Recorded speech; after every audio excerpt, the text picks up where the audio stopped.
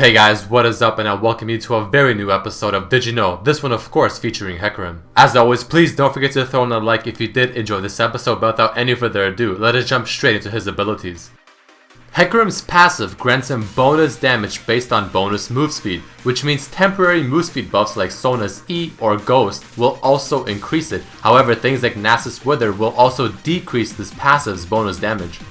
Did you know that Hecarim's Q has 0 cast time, meaning you can always use it whenever you're chasing or attacking for bonus damage without any negative side effects? The stacks that Hecarim gets from his Q, which are called Rampage, reduce the base cooldown of the skill by 2 seconds, meaning CDR items apply their effect after the reduction from the stacks gained, which means having 40% CDR with 2 stacks, the minimum cooldown is 1.2 seconds versus what it could have been, which is 0.4 seconds. If this skill interacted similarly to how Olaf's Q reduces his cooldown.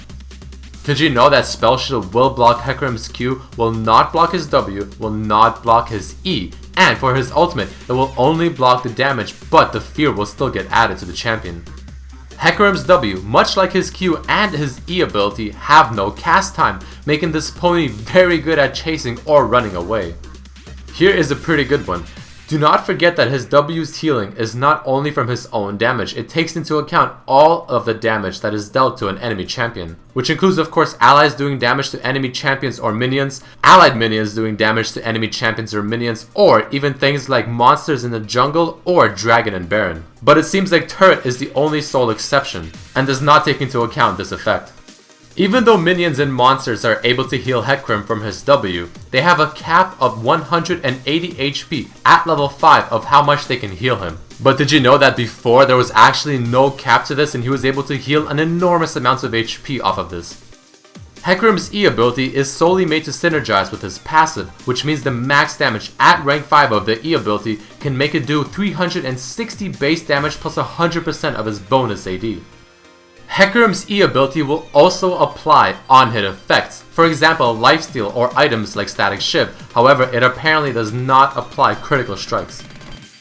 A really good thing about his E ability is that it will apply to turrets, dealing surprisingly a lot of damage to them as well. Here's one I'm sure a lot of you Teemo haters will love to hear. Hecarim's E ability, the charge, will be dodged by Jax's E, it will be blocked by Pantheon's passive, parried by Fiora, but Teemo's blind will not affect it and the damage will still go through. Oddly enough, his charge is an auto attack reset. Even if Hecarim doesn't go the full range of his ultimate, the ghost chargers always will. Alright guys, let us jump into some cool facts and lore about Hecarim. Did you know that Hecarim was also designed by Pharaoh Pony, who also made Fizz, Jace, and the previous episode's champion, Rumble? He is also voiced over by an artist named Scott McNeil.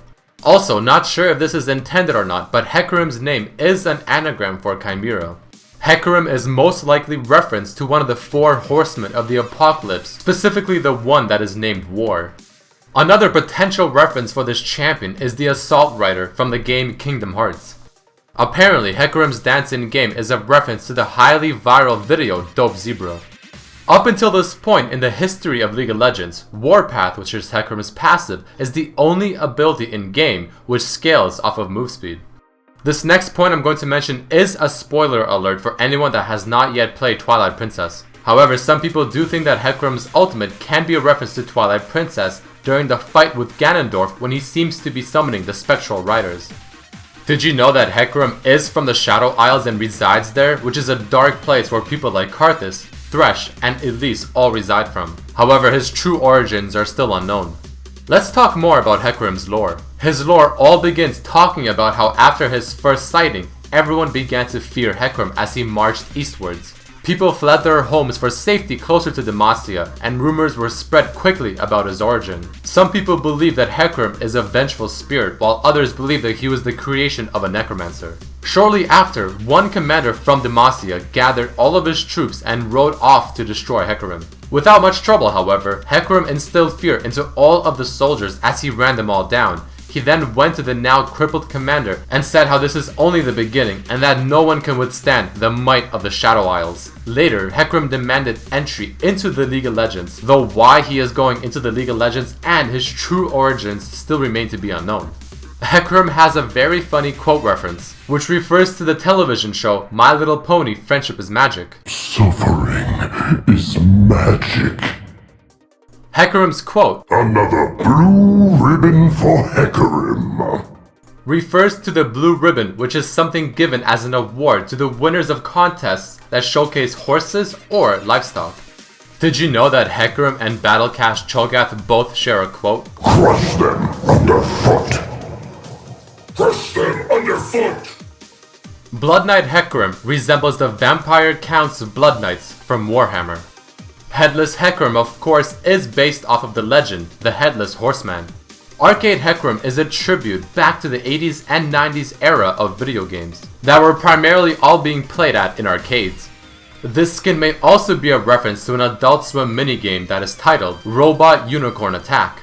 Did you know that Hecarim and Mordekaiser know of each other and have very similar beliefs? However, they, for whatever reason, do not agree on each other's methods to achieve their goals. On the Twisted Treeline map, one of the altars warns Hecarim how Mordekaiser is to not be trusted. Mordekaiser is not to be trusted, Hecarim. Alright guys, that unfortunately does spark the end of this episode of Did You Know featuring Hecarim. Please do not forget to throw in a like if you did enjoy this episode and to also maybe share with your friends. You can also write down below in the comments who you would like to see next. I'd also very much appreciate it if you guys can follow me on my Facebook and Twitter pages. The description down below will contain the links. On top of that, if you have extra time, definitely check out my friend's channel, The Pokito, for more sweet League of Legends action. But as always, I hope you guys enjoyed this episode and I hope to see you next time. Peace.